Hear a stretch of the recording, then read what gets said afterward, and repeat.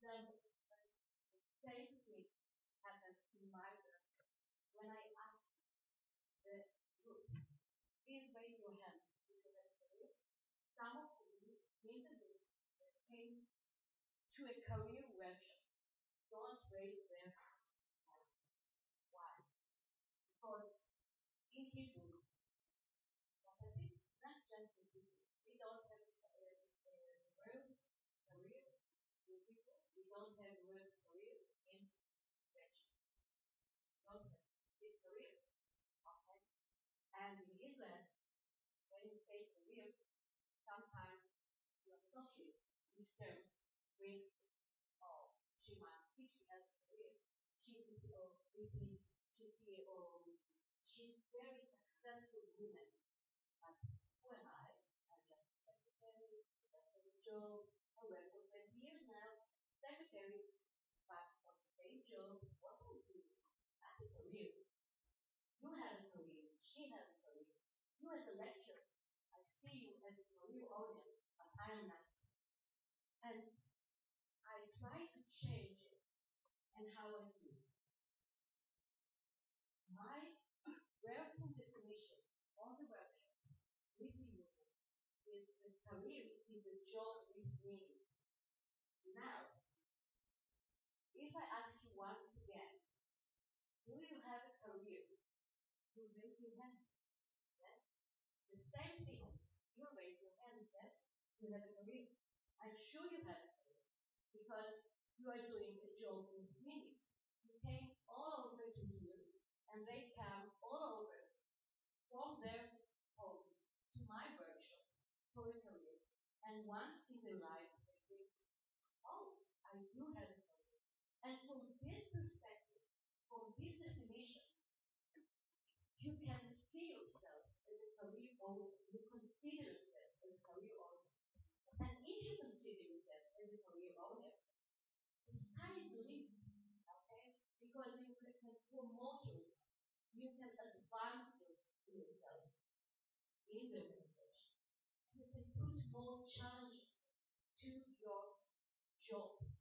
You can think, maybe I can move to another position because I have the strength, I have the power, I have myself, I have my own voice to do it.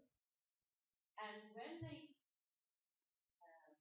graduate from my workshop, they acquire the self-confidence to move on. We hear on our feedback of the workshop. Usually we say that at the end of the workshop, and I really can sometimes imagine the movement, the agreement from here to there, from the first day of the workshop to the end of the workshop, to see themselves as a career owner, want to apply to open positions, to submit to tenders in the organization, to think to change their careers. They never thought about it again. And that's really with my heart last week. In the end of the speaker, the end of the workshop, I sometimes really, sometimes cry just for hearing their voice again. So by meaning, I mean all the things that matters to her. She defines what is meaning for her. Sometimes the meaning is this organization, this job fulfill my value. Sometimes it fulfill my value. Sometimes it fulfill my passion. Okay? And from this perspective, the only one that can say she has a career is her own.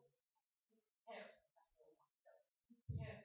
Not the surroundings, not her manager, not the people around her, not her husband.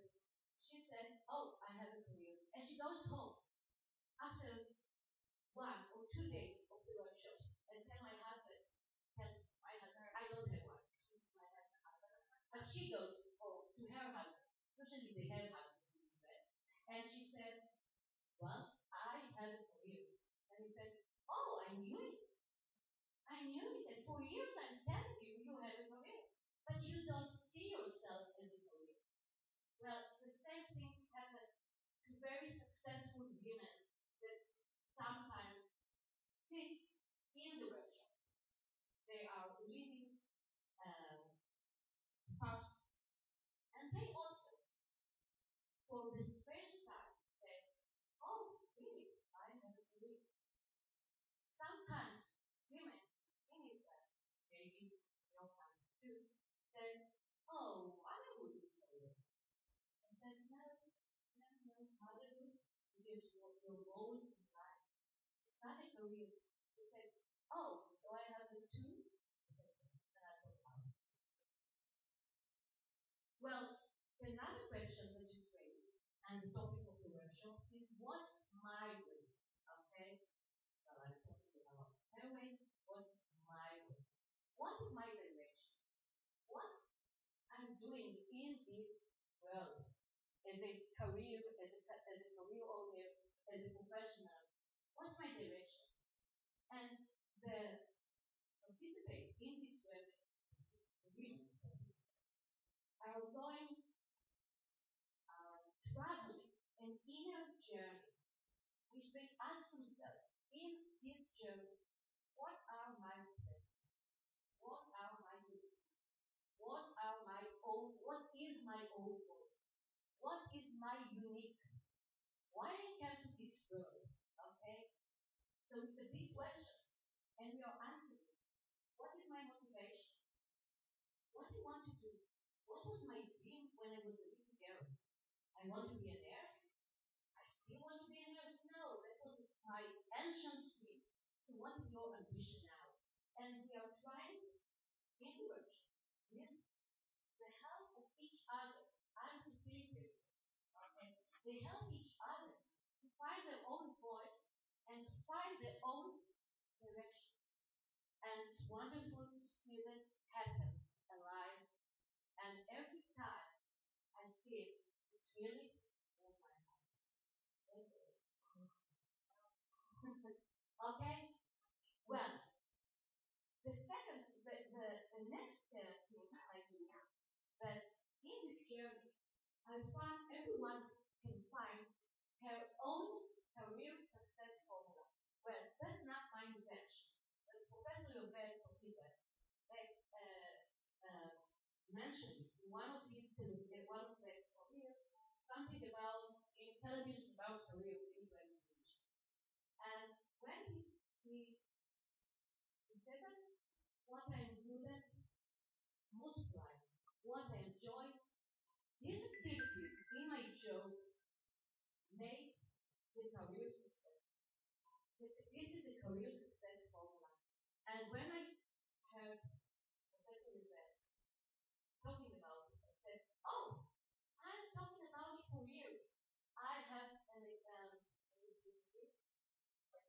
an exercise, sorry, an exercise which creates the career formula that women in the workshop and also one-on-one of my organization, they ask themselves, what am I doing? What am 10, 9, not 8, not 7, what am 8? Okay, eight. I'm an 8 player at this and this and this. But that's not enough because I can be 8 players, really 8 players, or 8 on mathematics. I hate mathematics. I really hate mathematics. So that's not the key to career success. The key to career success is I'm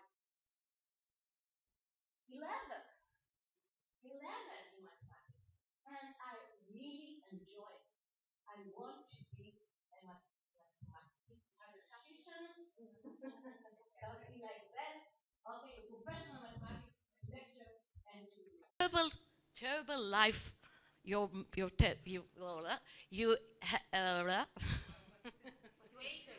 made your life terrible. Thank you. Made your life terrible in class and you said, mathematics is not for me. That usually happens with women, okay? Physics, mathematics, chemistry, it's not me. I don't want to do it. Sometimes when they participate and ask themselves, they say, oh, maybe I like it. Maybe I like it. 5 minutes. Okay, next. How can I combine? That's the $1 million questions which we are dealing with it on the workshops. Because it arises from everyone in the room, even if she is not having a lot of children, even if she is single, because it's just not just my family, it's my friends, it's my mother, it's my father, it's my mother-in-law which goes to a hospital, or it's my mothers that go to a hospital. So family and friends, it's not just family. And in the government offices in Israel, usually the hours is very convenient. It's very convenient for women to work in this sector. But if you want to promote yourself, and I say to promote yourself because you do it, you go to an open position and say, I can do it. You are not shy, okay? You don't have to be shy. You can say, I want to, okay? And if you say, I want to, okay, and you want to be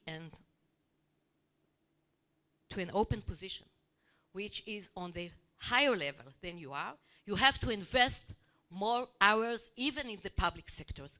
And young women, especially young women with young children, are really afraid of this investment because that arises the conflict between family and work, between my career and my husband's career, my career and my children, okay? And the guilt, the guilt feelings are very, very deep, and they just lower your voice, okay? And I say, no, I can't do it. And what I'm telling, what I tried to tell to the participants, to women at all, to my friends, that you can combine. You can combine, provided you are not a superwoman. I don't like to cook. That's not my career success formula. That's not my life success formula. So if you don't like to cook and you are not good at, don't pretend. Don't pretend that you're a good cooker and buy something and say, oh, I made it. I spend hours in my kitchen. No, say, I don't like to cook. It's womanish to cook? No, it's not necessary. It's not, we don't have a womb for cooking, okay? And if you don't like to sit with your children on the floor, I didn't like it. So find somebody else that will do it. And do something with your children that you like, that it's your key success factor to be a good mother. And we are talking about good enough mother, good enough wife. You don't have to be a superwoman. And if you don't have to be a superwoman in work too, okay? I can do it another way. I can do it later. I can do it in a different way that the men around me are doing it. I can combine. I can work sometimes less hours, some other days more hours. I can combine. And if I'm confident, if I have the self-confidence to say I can combine and tell it to your surrounding, to tell it to everybody in your workplace and to your family, it really works. Sometimes it's difficult. Sometimes you have obstacles, but it really works. And talking about Superwoman, next. Well, this is Wonder Woman, not Superwoman. And I think we have to be Wonder Woman, not Superwoman. The ones which are not from Israel, do you know this lady? Oh, they don't have the right PR in America, in France as well. This is Gal Gadot. Gal Gadot is a successful Israeli actor in Hollywood now. She plays as Wonder Woman on the movie that My son told me the movie. 2 months ago. Uh, Superman v. Batman v. Superman. So this is Gal Gadot. She has 10 minutes in the movie, but they did a lot of PR for her because she's the first Wonder Woman after years and so on. And she has a family. She has a husband. She has, I think, 2 children, daughter and a son. And what I said, that you don't have to be Superwoman, but you have to bring to the world your wonder.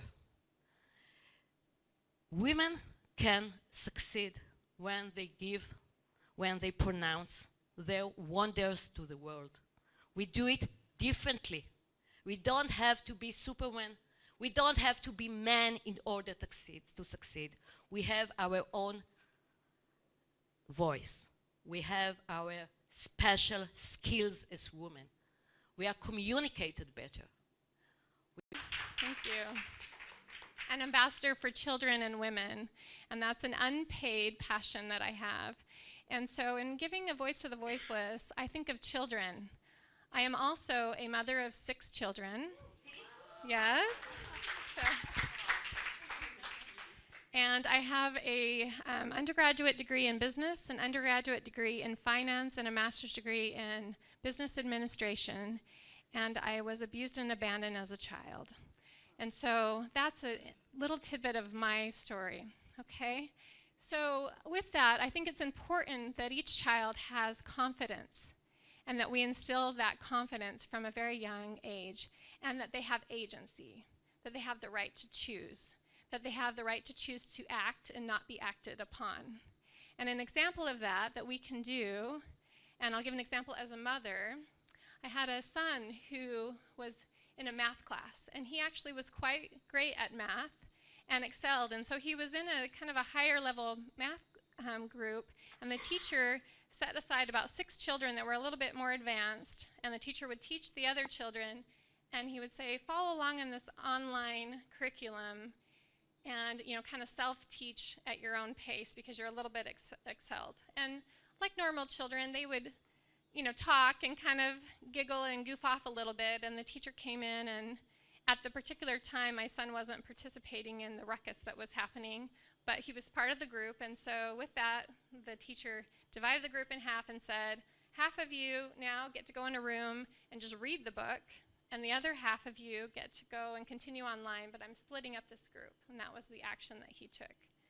Well, as weeks passed on, my son's math score started to decline.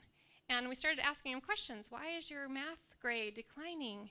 And he finally broke down and he said, I was punished for something that I didn't do, and now I'm sitting in another room self-teaching myself mathematics.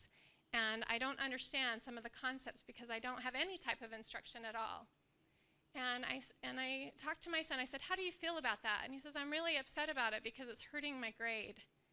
And I could have, as a mother at that point, marched in to talk to the teacher and say, this needs to change, this isn't correct, my son's grade is being impacted, this isn't right.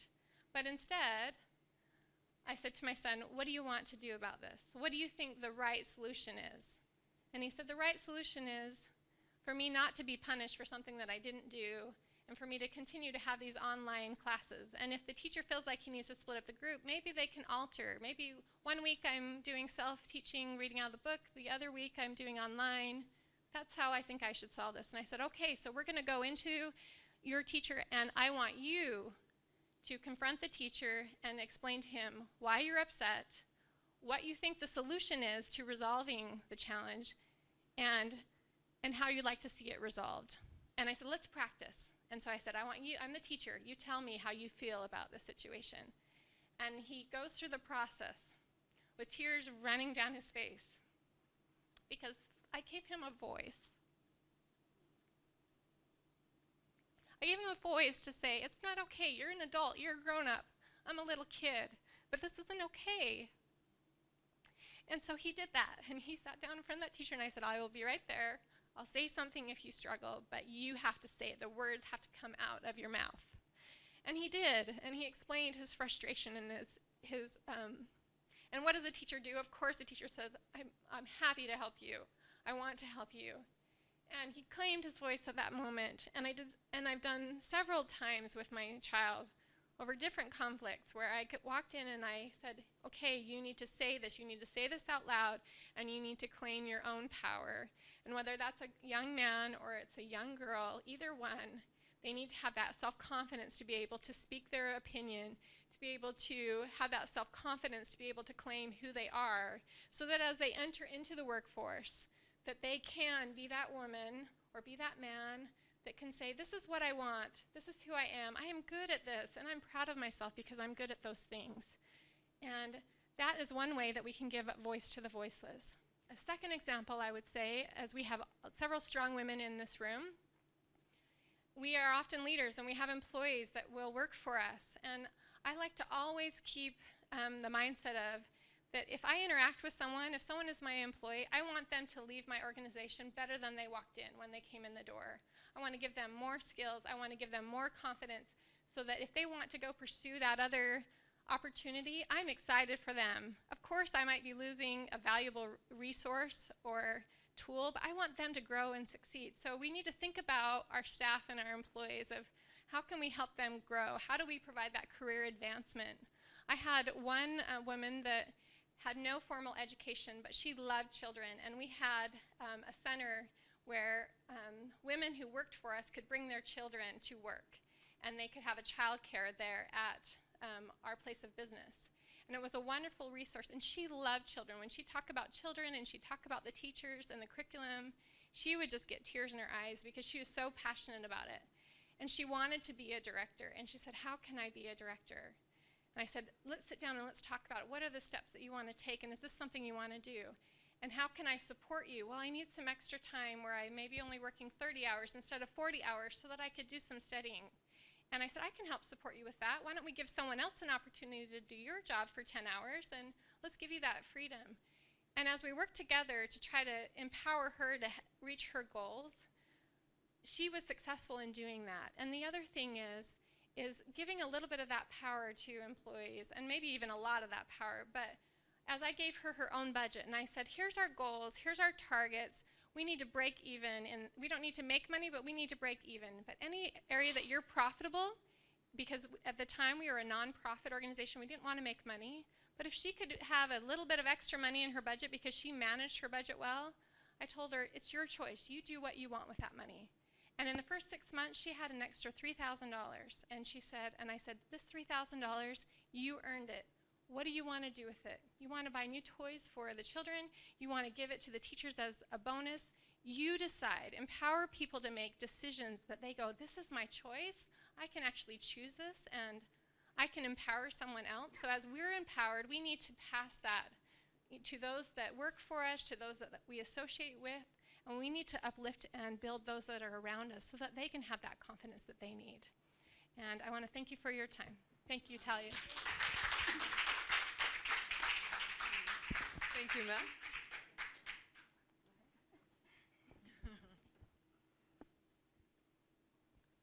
Thank you. That was really, really powerful. I actually feel empowered as well after having listened to her speech. Well, my name is Epi Mabika. I am a social entrepreneur and a publishing consultant helping women to raise their voice and increase their credibility in the marketplace through writing and publishing their own books. I'm also a peace ambassador for a non-profit organization, and we're actually helping refugees in Calais right now and helping to give them a voice as well, because there are people and women and children in our society that don't actually have a voice. So I believe each and every woman in this place has a voice, and the encouragement today is to speak up on behalf of those that don't actually have a voice. Well, my story was growing up. I was born last in my family, and some of you may resonate with this. The power loses its potency as you go down. It means that if you're firstborn, you've got all the voice, you can say anything, and you're heard. It's got a lot of weight. But as you go down, it's almost like your voice is inaudible. How many can resonate with that? Anyone? Yeah? So I grew up in that kind of culture where even if I tried to say something, it really didn't have much weight and much meaning. So I took that mindset to school, where I thought I had to wait for permission to speak. Someone else's voice was more important than my own. So I'd miss out on a lot of medals and a lot of awards because I'd whisper answers or just wait to be given that permission to speak. And that all changed when I went to a youth camp. They asked us that night to stand up and talk about our hopes and our dreams and our desires. And for the first time, people actually listened, they smiled, they nodded to what I, the last one, had to say. So for me, that was a big breakthrough that I experienced, because then I left that camp knowing that I have a voice and what I have to say is important and is worth people listening to. I got empowered and I found my voice. So went back to school, went back home knowing that I'm a new person. So after realizing all this, I considered that there are people in my society, in my world, that don't necessarily have a voice. If you consider people that are women that are abused by their spouses, women that are subject to domestic violence, they don't have a voice. And I looked around and said, I want to become a voice to people like that. I want to be able to speak up because I found my voice, I was empowered. It was now my duty to go back and help someone else to become empowered. To first of all speak as an advocate on their behalf, and then eventually release them and allow them to speak their own voice. So today I'm part of a non-profit organization called Judean Chamber International, and we're helping refugees in Calais with 3 projects that we're starting with. The first one is to just increase the awareness and change the societal perception of refugees. Because at the moment it's negative. It's like, oh, refugees are coming into our country, taking our wealth. But if you look at it, the refugees are people just like you and me. They come from professional backgrounds, they've got careers, they're, some of them are even previous business owners. So we want to publish their stories and let the host countries know that there's actually an economic advantage in taking in refugees. Another project that we're working on is an anti-gender-based violence project, where we're going to be partnering with organizations that deliver self-defense classes for women, because the women and the children are being raped in the camps. And then another project that we want to do, the third one, is an entrepreneurship development program where we will actually go in. So now as a publishing consultant, I help women write their stories, share their stories in a book. And one of my clients, her story is that she grew up in the UK, and at 16 years old, she'd never actually left the UK. She was told by her parents that we're going to Bangladesh, because that's where the parents are from. We're going on holiday to Bangladesh, only to be left there and dumped and abused. They actually arranged marriage for her. So she was confused, she was frustrated. She had a lot of anger in her because she didn't understand how people that were supposed to love her put her in that predicament. So the man was actually twice her age, raped her continuously every night, pinned her to the wall and actually choked her and said, if you say anything, I'm going to kill you. So how much more voiceless can you become when someone actually does that to you?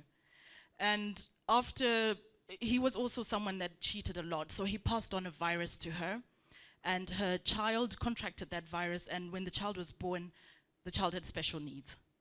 So all this happened to her, and she also was diagnosed with cancer. Anything bad that you can think of happened to her. So after a series of events, she eventually found her way back to the UK and got a lot of counseling and support from her friends, and was able to now pursue her career in pageantry. So today she's a beauty pageant, and she's a reigning queen right now. So her life has actually done a 360, it's turned around completely.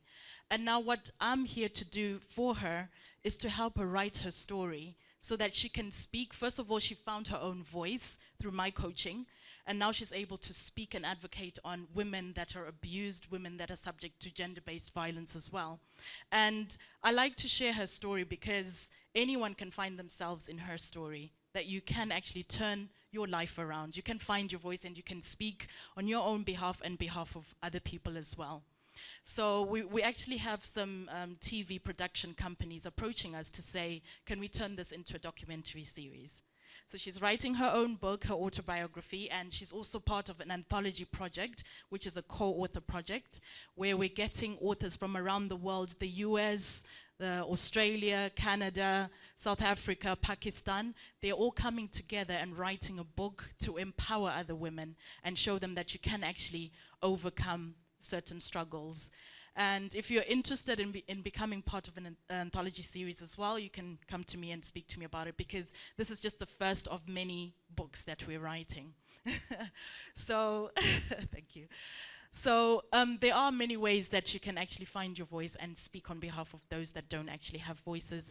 And the challenge for us today is find what it is that the message that is carried within your voice, and be bold enough to speak it. We've heard about so many projects happening ever since the conference started.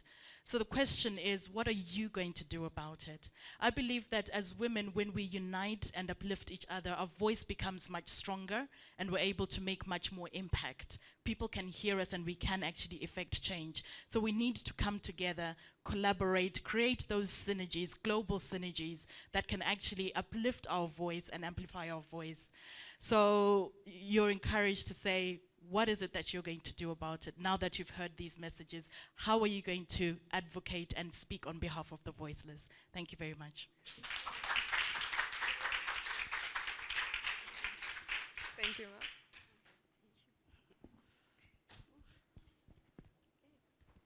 Ma. Namaste.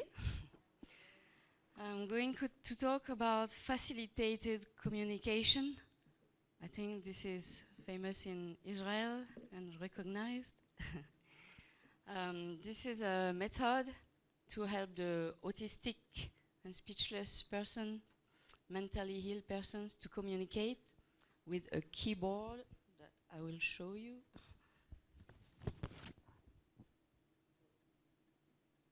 This is just a simple keyboard. We can do it on a paper, or we can do it on a computer too.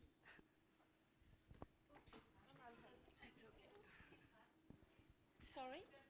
Oh, it's just a keyboard. It's just a normal keyboard.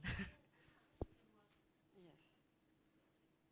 And we will hold the hand of the person, isolate her finger. I need to make some like this.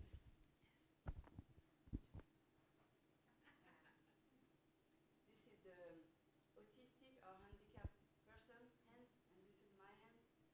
And we will support their hand, their wrist, and they will point at some letters on that keyboard. Yes. And that will make some let me get rid of this. And this will give some words, some sentences, very beautiful and meaningful sentences.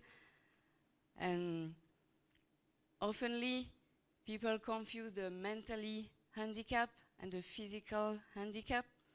So if you are walking like this, they will think you're stupid, they will react in a negative way, they will be scared. And there is a lot of work to do to give them a voice. So I just want to give some examples, some sentences that they can write with that method, facilitated communication. So someone named Pierre wrote on the keyboard, "It is difficult not to be able to express myself. That is conducting you to speak in my place. How could it be different? Now I can write, but few people around me know and really believe that I am able to write, that I am reflectful, and that I am an intelligent being." Okay. So,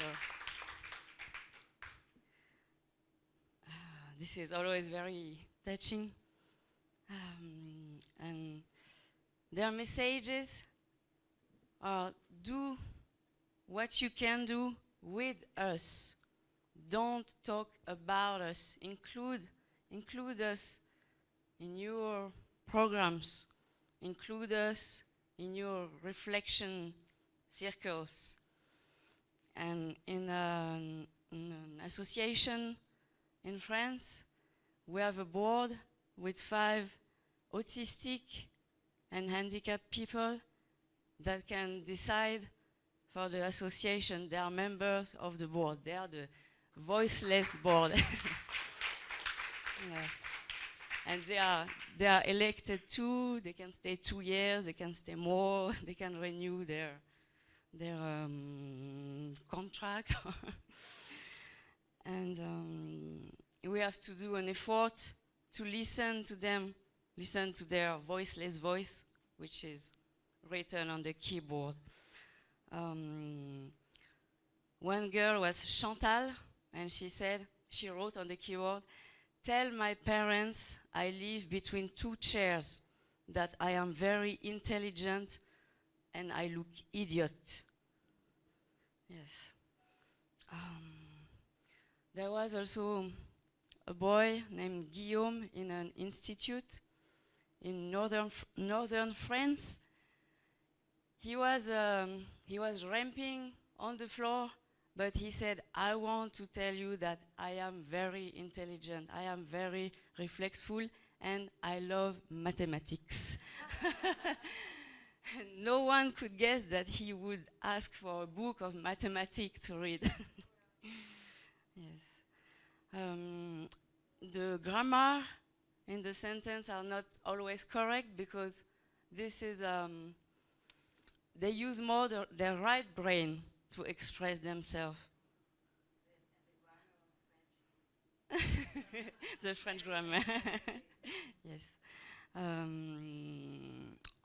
By the way, the method is coming from Australia. It was discovered in 87, brought back in France in 91 by a speech therapist. The discoverer in Australia is Rosemary Crossley. I need to quote her. And I just got done translating a book about that and all the history of the method. And it's called Voices from Silence. From a mother of 4 children, an English woman. She had 4 kids, 4 boys, and 2 were handicapped. And her first son died at 10, when he was 10. And she always believed that her son was stupid, and she didn't talk to him.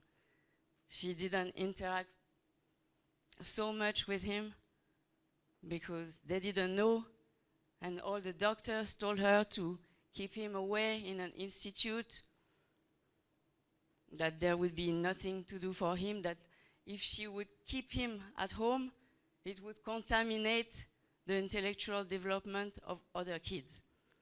But that was a long time ago. That was in the 50s, 60s.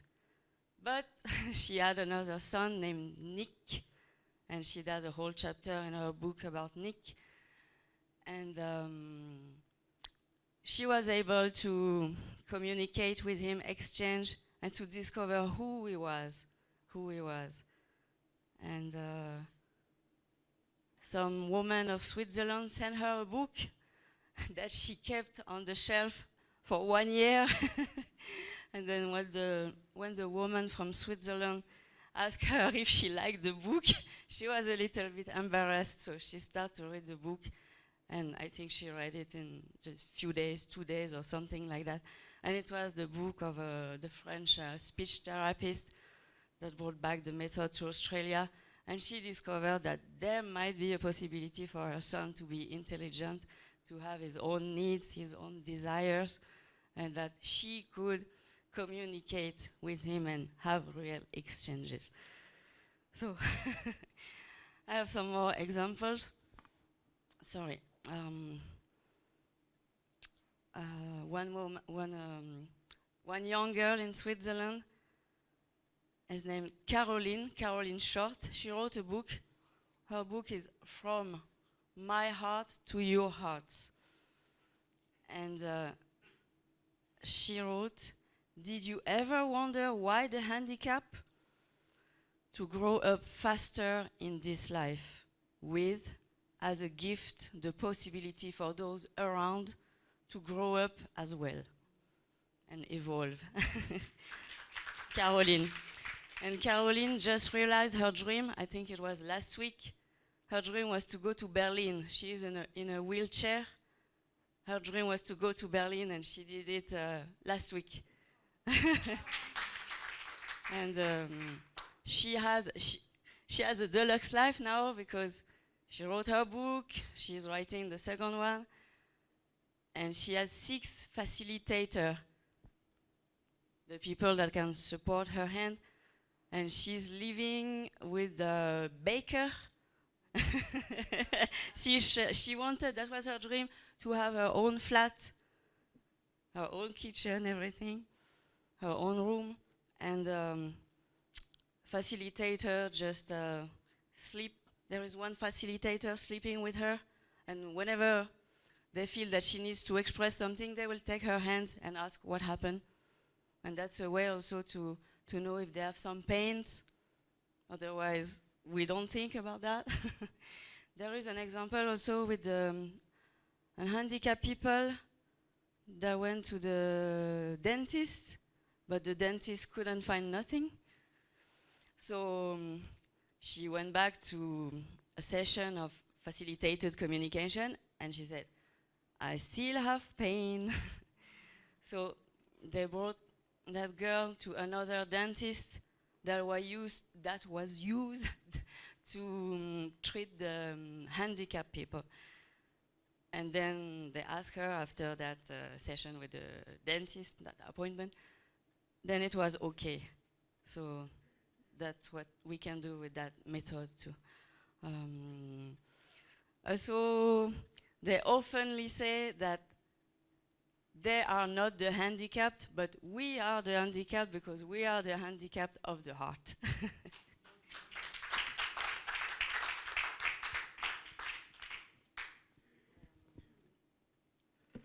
There was one man, one young boy in Delhi, Sujit Kurup, and his family brought him to US to learn facilitated communication.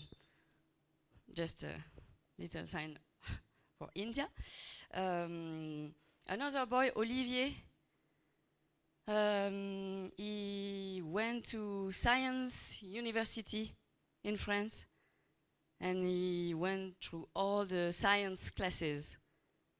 And his dream is that people recognize his intelligence. He wrote a book too, and he loves science. He just asked his parents to read him more and more about quantum physics. And he wrote a book named Solitary Cruise on the Autistic Boat.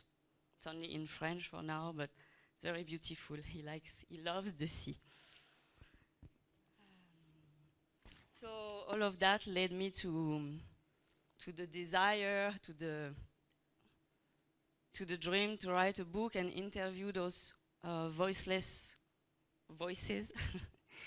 And so I'm interviewing autistic and people that have no voice, and also schizophrenic, and writing a book about the wisdom of the fools, the so-called fools that have a lot of wisdom to share with us. Voilà. Okay, thank you. Namaste.